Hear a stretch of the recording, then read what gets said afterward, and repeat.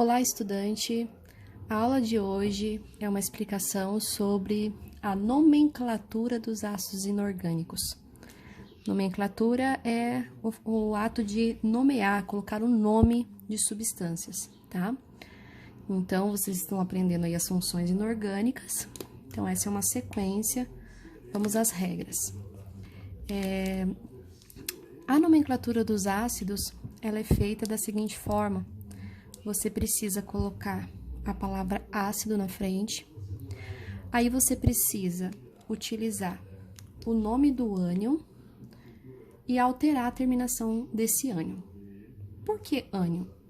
Então, nas aulas anteriores foi explicado para vocês que todo ácido ele possui, pela teoria de Arrhenius, o cátion H+. Então, para formar o ácido inorgânico, além do cátion, tem que vir um ânion, que é uma espécie de carga negativa. Então, como toda fórmula tem o cátion e o ânion, então esse H identifica o ácido, por isso que vem a palavra ácido, e o nome do ânion, você vai ter o ânion e é só você alterar a terminação. Os ânions, vocês têm disponíveis esses nomes em uma tabela do livro de vocês. Vou mostrar aqui a tabela, tá? Essa tabelinha aqui tá na página 204 do livro.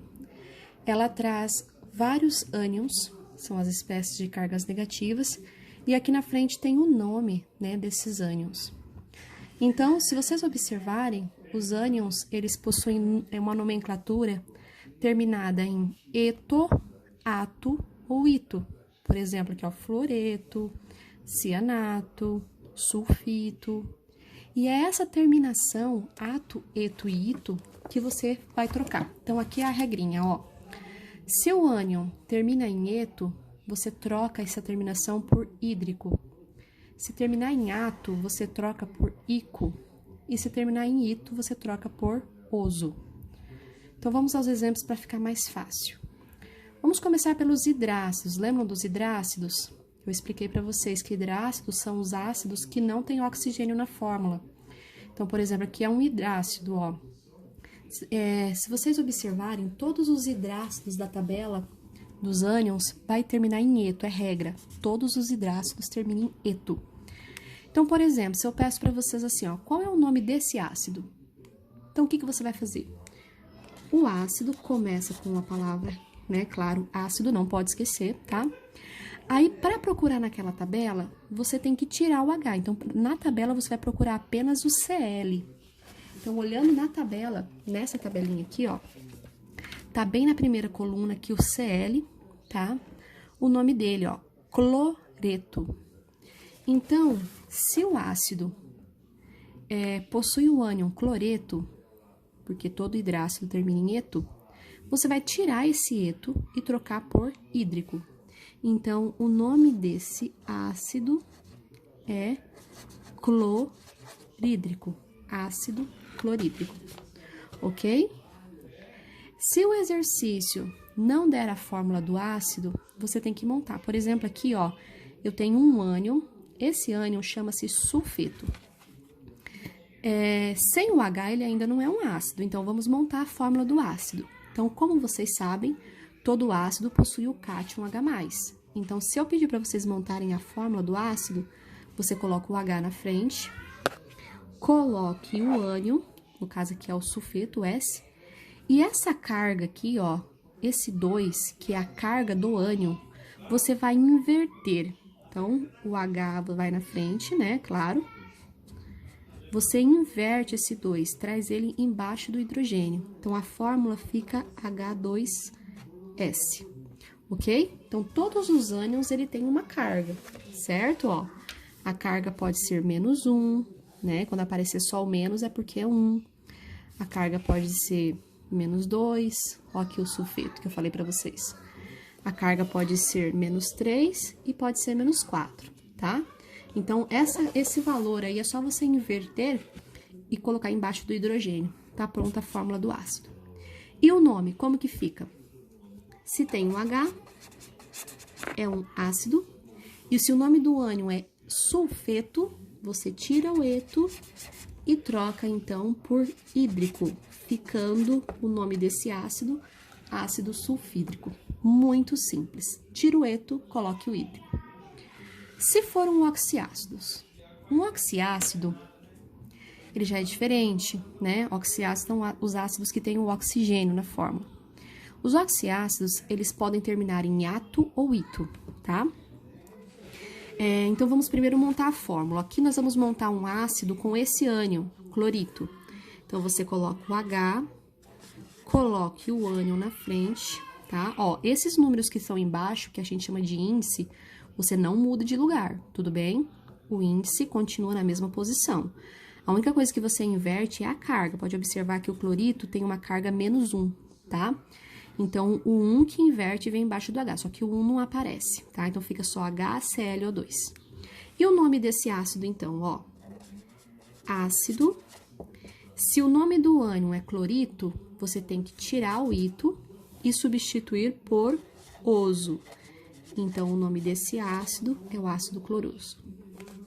O próximo, carbonato. Vamos lá, montar a forma. Coloca o H, repete o ânion e o 2 da carga você inverte embaixo do hidrogênio. Então, a fórmula fica H2CO3, tá? Esse ácido aqui, ele tem um ânion carbonato. Então, a regra, se termina com ato, você tira o ato e coloca o ico, tá? Então, fica ácido carbônico, ok? Então, é daí que surgem todas essas nomenclaturas, tá? Ito troca por oso, ato troca por ico e o eto troca por hídrico, certo? Existe uma regrinha a mais apenas quando o ânion ele é composto pelos elementos SO juntos, enxofre e oxigênio. Nesse caso, você vai acrescentar UR antes da terminação, tá? E se for o PO, você vai acrescentar OR, ok? Não fiquem bravos com tanta regra, não foi eu que inventei, tá, gente? É regra da química.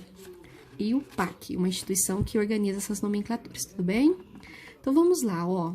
Se eu fosse montar um ácido com um sulfato, você coloca o H, repete o ânion e inverte a carga. Tá pronta a fórmula do ácido.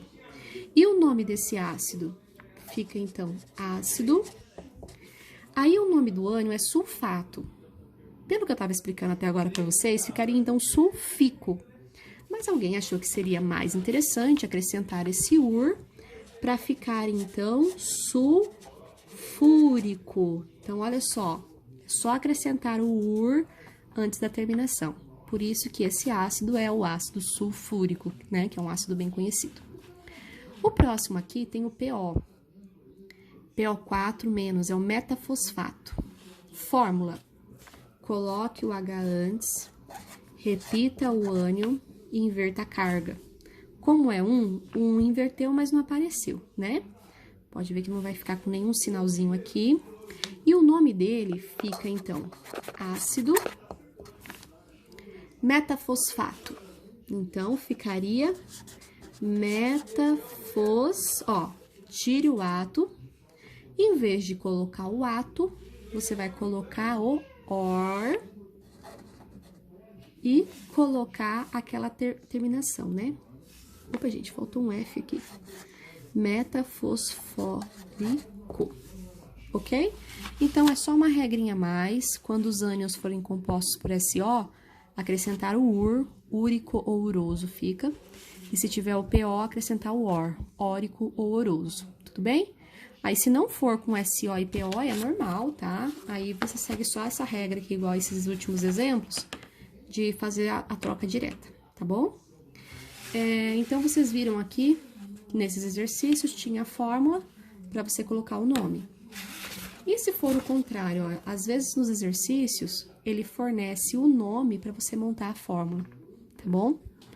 Então, por exemplo, aqui, ó, se tivesse só esse nome, ácido permangânico, como que eu vou saber a fórmula desse ácido? Então, se você olha aqui, ó, se ele termina com ico, é porque antes ele era ato, né? É só você reinverter. Então, o ânion usado aqui é o permanganato.